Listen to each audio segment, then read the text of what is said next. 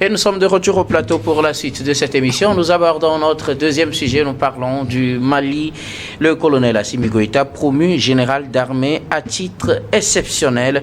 Et c'était l'information principale à retenir du Conseil des ministres tenu ce mercredi 16 octobre à Bamako. Le Conseil des ministres a élaboré sur plusieurs sujets, dont les actes de nomination concernant certaines personnalités, parmi lesquelles le président de la transition, le colonel Assimi Goïta. Alors, je vais vous donner lecture d'une portion du communiqué final du Conseil des ministres, et puis on en parlera avec nos invités. Alors, on dit au chapitre des mesures individuelles, le Conseil des ministres a procédé aux nominations suivantes. Au titre du ministère de la Défense et des anciens combattants, au grade de général d'armée à titre exceptionnel, colonel Assimi Goïta de l'armée de terre. Au grade de général de corps d'armée à titre exceptionnel, colonel Malik Diaw de l'armée de terre. Colonel Sadio Kamara de la garde nationale du Mali. Colonel-major Ismaël Ouagé de l'armée de l'air.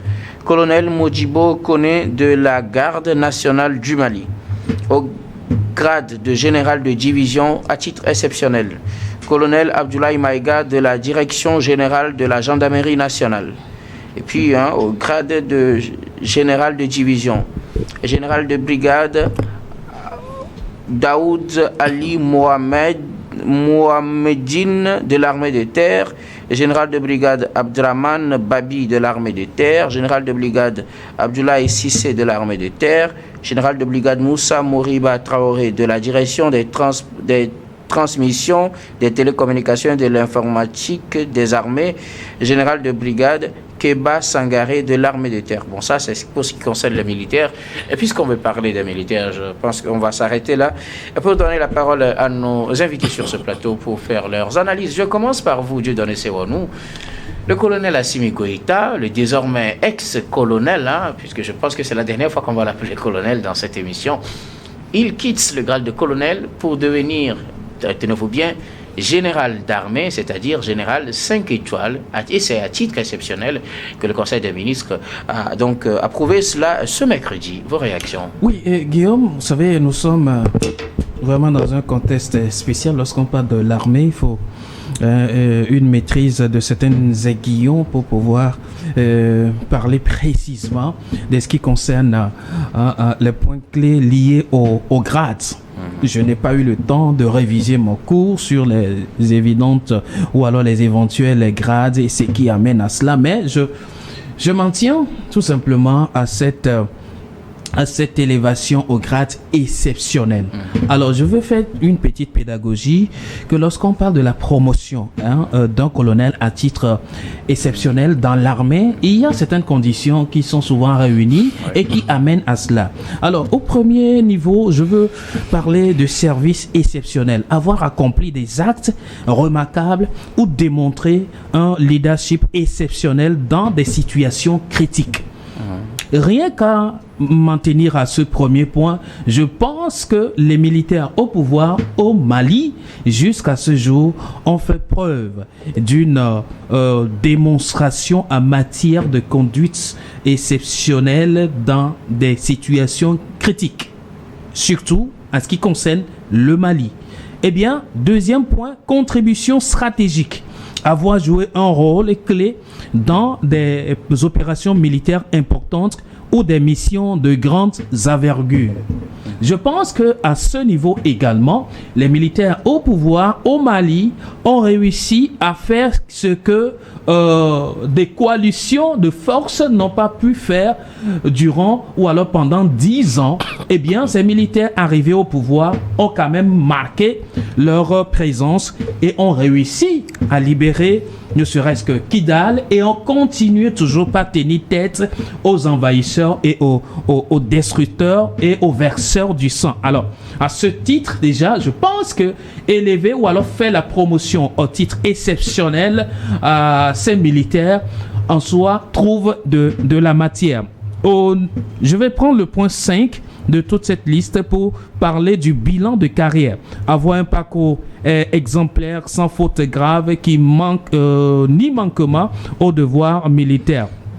Le point 6, urgence ou besoin de renforcement. Dans certains cas, des promotions exceptionnelles peuvent être accordées pour répondre à un besoin urgent de leadership au sein des forces armées.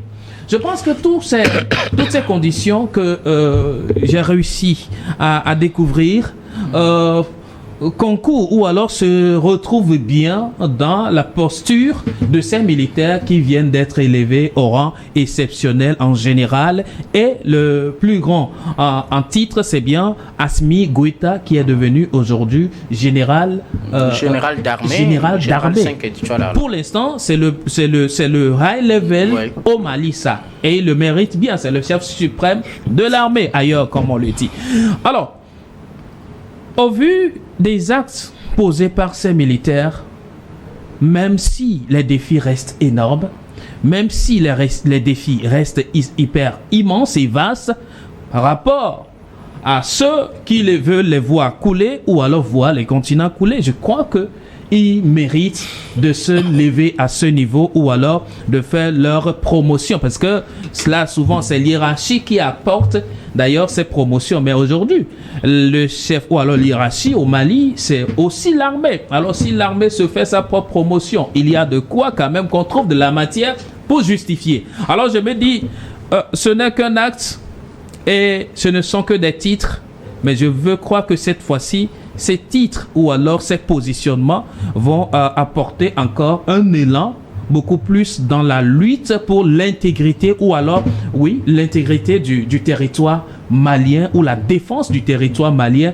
ou aussi dans la lutte contre le terrorisme qui est en train de déstabiliser le Sahel jusque-là. Merci beaucoup à vous, Dieudonné Sewanou. Robert Kosigan Akuete, le colonel Assimi Goïta est élevé au rang de général d'armée. Il n'est pas seul, on les appelle les 5 colonels, ceux qui ont pris le pouvoir en 2020 et qui ont fait un autre coup d'État pour mieux s'asseoir en 2021. Ils ont fait leur double coup d'État. Donc au Mali, ils ont tous été élevés au rang de général. Il faut rappeler qu'ils étaient tous des colonels et maintenant, à l'issue de ce Conseil des ministres, ils ont été élevés au rang de général. Et je viendrai pour le rappeler que ce n'est pas seulement le Conseil des ministres qui a pris cette disposition. Il y avait eu d'autres assises bien avant qui ont pris un certain nombre de dispositions et que ce Conseil des ministres ne vient qu'entériner une telle disposition. Si nous prenons la forme et le fond, c'est conforme. Parce que d'abord, les assises nationales en avaient parlé et le Conseil des ministres ne vient que entériner les dispositions prises par l'assise nationale. Donc j'ai dit, ça a été fait en toute transparence. Et puis si nous prenons le fond, c'était des colonels qui étaient appelés ou qui la CEDEAO et les autres partenaires avaient traité de faux et des incapables qui ne pouvaient pas alors assumer leurs responsabilités. La CEDEAO ne les avait pas traités de faux, on leur avait demandé de libérer le pouvoir plutôt. Mais oui, personne ne comptait avec eux. Oui, okay, d'accord. Personne ne comptait avec eux. Bon, de l'autre côté, il y avait les terroristes, les gens de la Zawad qui, pour la scission, sur tous les fronts sur lesquels ils étaient attendus, ils ont répondu présent. Ils ont relevé le défi. Même la fois dernière, pour une première fois, ils ont été battus avec les supplétifs russes en 6e Athènes. Mais ils ont relevé le défi. Et là, ils ont la riposte. La riposte, ils ont maintenant la main mise sur toutes les poches avant occupées par les terroristes et les forces qui étaient hostiles aux militaires. Aujourd'hui, ils font des patrouilles un peu partout, à Kidal, à Tizawaten et tout, et sans que il y ait de tueries ou de pertes en vie humaine ni en matériel. Non, pas encore le contrôle de la totalité du territoire. Mais si nous prenons toutes les forces onusiennes avec la France avant au Mali, le taux d'insécurité, le taux d'insécurité est aujourd'hui plus bas. Okay. Et dans la conquête, dans la reconquête de leur territoire, ils sont aujourd'hui très avancés. Et bientôt, le Malien peut parler sécurité et paix. Ce qui n'était pas gagné à l'avance. Donc moi j'ai dit, ces militaires ont assumé leurs responsabilités, que Dieu puisse les aider que comme ils engrangent des points sur le plan sécuritaire, qu'ils engrangent aussi des points sur le plan développement économique et bonne gouvernance, surtout. C'est ça qui va les permettre alors à répondre aux besoins des populations maliennes et surtout à créer ce que les Africains n'ont pas encore réussi à faire, c'est-à-dire se libérer d'un maître colonial et arriver à bâtir le pays, à mettre le pays sur la voie de développement et que la bonne gouvernance soit le maître mot de la gestion du pays. C'est très important. Et que voilà, ce que les gouvernements démocratiques n'ont pas réussi à faire, qu'ils le fassent. J'ai confiance en eux parce que jusqu'ici, ils jouent un sans faute et je pense qu'ils iront de résultats positifs en résultats positifs pour le bonheur des Maliens.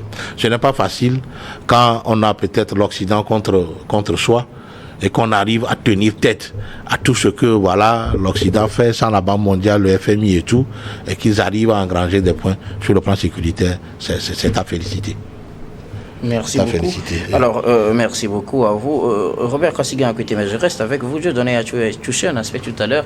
Si nous prenons Assimi Goïta, il était colonel, il devient, comme je le disais, général d'armée. Vous prenez Sadio Camara, qui était le ministre de la Défense, qui est l'actuel ministre de la Défense d'ailleurs, et quitte le grade de colonel pour devenir général de corps d'armée. Même titre pour Sadio Camara, qui est de la gendarmerie nationale. Lui, il était c'est lui plutôt qui était le ministre de la Défense, Sadio Camara. Il y avait Malick Diao qui était le président du Conseil national de la transition, l'organe législatif, et qui devient aussi général de corps d'armée. Bon, les quatre, ils sont général de corps d'armée, Sadio Camara, Malick Diao, Ismaïl Ouagé et Modibo Koné. Il y a le cinquième qu'on connaît aussi très bien, qui est le porte-parole et qui vient souvent faire les communiqués à la télé, le général Abdoulaye Maïga, qui est le porte-parole du gouvernement, qui devient aussi général, donc général de division.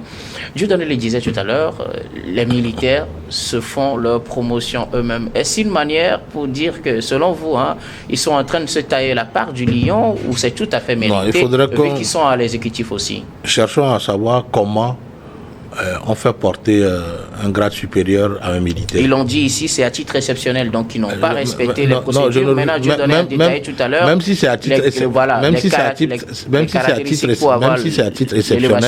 exceptionnel, il y a alors du travail abattu, alors qui concourt à ce que les grades puissent leur être donnés, et c'est peut-être suite alors à toute l'amélioration qu'ils ont apportée au climat sécuritaire et à la reconquête des territoires jadis sous la main de l'ennemi qui ont fait que ils ont eu cette ma question promotion-là. Autrement, c'est dire au regard des points listés tout à l'heure par Dieudonné, si nous pensez-vous qu'ils respectent et qu'ils sont normalement, ils ont mérité normalement de se faire leur promotion. Même les exceptionnels qu'ils ont accordé qu'ils ont mis au bout de la phrase, moi je trouve ça peut-être trop. Bon, exceptionnel, c'est parce que normalement ils sont des colonels. C'est une marque d'humilité. Ils méritent. C'est une marque d'humilité, de grande humilité. Ils méritent. Quel que soit le truc. Selon moi, ils méritent. Permettez. Bon, pour les titres exceptionnels, puisque Dieudonné aussi a évoqué cette question, pour les titres exceptionnels à ajouter, c'est parce que quand on quitte le grade de colonel, on va d'abord au général de brigade. Aucun n'a été amené au grade de général de brigade qui est 2 étoiles.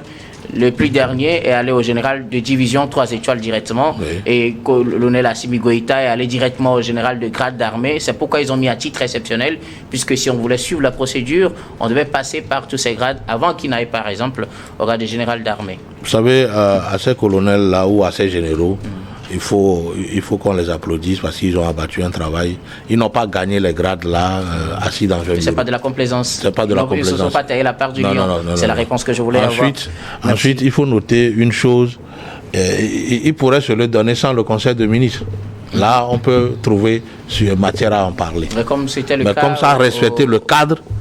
Parce que vous savez, même dans nos états réguliers là, s'il faut avoir promotion pour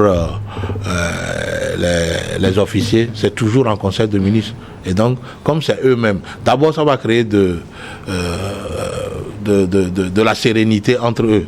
Ça c'est un. ces grades-là vont amener plus de sérénité, plus de cohabitation entre eux que, voilà, ça ne va jamais générer d'envie ou de quoi que ce soit. Tout le monde a eu sa part selon la contribution qu'il a amenée pour le bon fonctionnement de l'État. Donc moi j'ai dit, cette affaire de titre exceptionnel, c'est beaucoup d'humilité. C'est la marque d'humilité des Maliens, ils l'ont aussi mis ici. Et donc moi je pense quand même qu'ils l'ont mérité. Et chacun a eu sa part. Ça va amener plus de sérénité entre eux. Et voilà. Personne ne se sentira lésé. Merci beaucoup. Voilà. À vous. Alors, un autre aspect, puisqu'on parle des titres exceptionnels ou des demandes faites par ces assises nationales, autre demande importante, et c'est que les auteurs du coup d'État, je le disais, c'est ce groupe qu'on appelle le groupe des 5 colonels, c'est qu'ils puissent bénéficier d'une amnistie liée justement au coup d'État, puisque dans les constitutions, les coups d'État sont condamnés et sont normalement doivent être réprimés par la justice. D'ailleurs, on le remarque quand des gens font les tentatives de coup d'État et qu'ils ne réussissent pas, on voit ce qui leur est réservé. Les assises ont demandé justement à ce qu'il y ait une amnistie générale, ou du moins une amnistie pour les auteurs de ces coups d'État. J'entends s'attendre donc à cette étape comme étape de ces innovations ou bien de ces réformes qui sont en train d'intervenir au Mali. Non mais amnistier ce que vous appelez par la junte ou alors l'ayant commis, auteur de coup d'État.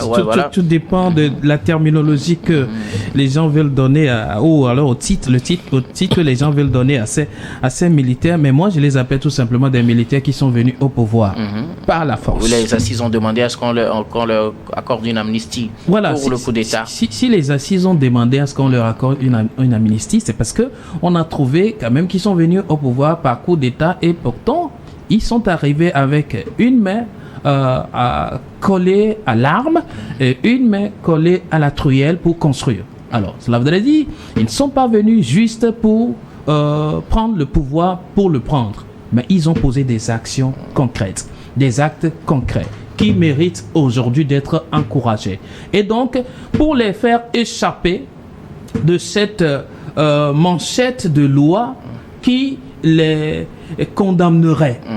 Après avoir posé cet acte qui est donc illégal vis-à-vis de la Constitution, il faut créer une situation atténuante, il faut créer une condition pour les mettre à l'abri de l'exercice ferme de la loi. Je pense que c'est ce qui a demandé, ou alors c'est ce qui a inspiré cette assise à pouvoir demander cette amnistie à l'égard des militaires. Alors, si on est arrivé aujourd'hui à les honorer avec des titres exceptionnels, alors le pas vers cette amnistie, je pense que ce ne serait pas un grand pas.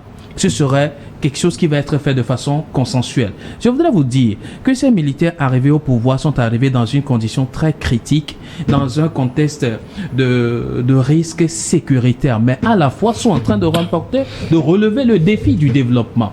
N'oubliez pas que c'est sous ces militaires que la grande centrale solaire, une grande centrale solaire de près de 200 mégawatts a été construite, ou alors un cours de construction, bien évidemment, au Mali. Ce n'était pas le cas de par le passé. Et pourtant, c'est des gens qui sont arrivés dans une situation exceptionnelle où on pourrait prédire que le Mali allait couler. Et pourtant, le pays n'a pas coulé. Au contraire, le pays a remporté plutôt des victoires, des exploits grâce à l'intervention, à la gestion de ces militaires-là. Alors, qu'est-ce qu'il y a lieu de faire? Ils ne sont pas venus pour verser le sang d'innocents, mais ils sont venus pour préserver la vie d'innocents. Même si, par endroits, on peut leur reprocher certains écarts, certaines petites erreurs qui sont liées à l'exercice de leurs fonctions, ils ne sont pas venus commettre des bévues, mais ils sont venus pour restaurer l'état de droit, restaurer l'intégrité du pays, alors du territoire malien. Alors, ils méritent d'être amnistiés, ils méritent d'être mis à l'abri de l'exercice de la loi qui pourra les rattraper plus tard. Alors, si on aime bien ce que font ces gens-là, je pense que le problème ne se poserait pas pour les amnistier. Merci beaucoup à vous. Je donne ici au nom Robert Kossigan. À côté, un autre aspect, comme je le disais, c'est la demande formulée par les assises nationales, la demande justement qu'il y ait une amnistie concernant les auteurs du coup d'État ou des coups d'État qui ont porté ces militaires au pouvoir, coup d'État d'août 2020 et puis de mai 2021. On a déjà la première partie qui a leur élévation au grade de général. J'attends s'attendre à très prochainement, on annonce cette amnistie. Souvent, quand on décore les gens dans un pays, c'est à cause du service rendu à la nation. Je pense que ces colonels ont rendu un grand service à la nation malienne, qui mérite qu'ils soient amnistiés à la fin de leur règne. Même si sont remplacés par un gouvernement élu, ce gouvernement élu doit savoir que s'ils ont eu le temps ou la paix et la sécurité pour pouvoir organiser des élections libres et transparentes et qui prennent le relais, puisque l'État est une continuité, ils méritent alors d'être célébrés, et cette célébration sera l'amnistie. C'est très important parce que c'est vrai, ils ont fait le coup d'État, mais est-ce que le coup d'État a été productif, a été positif pour le Mali? Oui, dans tous les cas. Parce qu'aujourd'hui, pour une fois, il y aura des élections au Mali où toutes les parties maliennes seront concernées. Il y aura plus de zones occupées et de zones non occupées. Aujourd'hui, l'État malien se déploie dans toutes les régions maliennes. Il y a les services administratifs de base.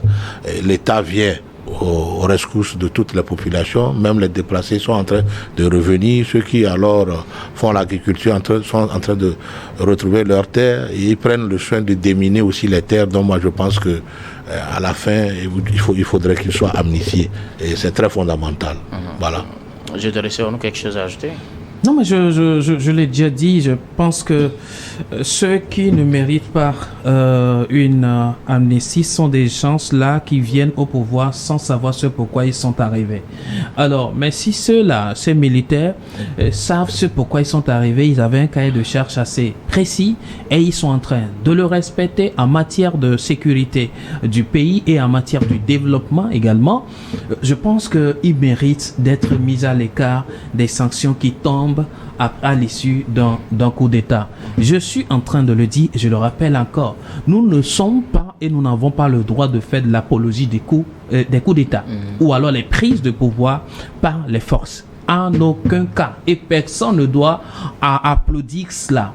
Cependant, on appelle quelque chose une gestion de crise et l'urgence. Alors, si ces contextes se présentent, il y a lieu quand même qu'on voit de clair ce qui a été productif et non. Alors, si au cas de la productivité, on trouve la proportion beaucoup plus importante, il y a lieu quand même qu'on positive la situation et prendre des mesures adéquates pour pouvoir envisager ce qu'il y a lieu de faire. Je pense que c'est dans ce contexte, voilà ce qu'il y a lieu de faire, voir dans quelle mesure ces militaires ont aidé à quelque chose sur le territoire malien. Et je pense que les résultats sont là et les Maliens pourront eux-mêmes en témoigner. Nous ne ferons que des analyses ici, des appréhensions que nous donnons sur les choses, mais les Maliens sont mieux placés pour jauger la qualité du travail de ces militaires au pouvoir depuis un moment. Merci beaucoup à vous tous pour vos contributions. Nous allons marquer une nouvelle pause, ce sera la pause pour le journal, puis on reviendra tout à l'heure pour la suite de cette émission.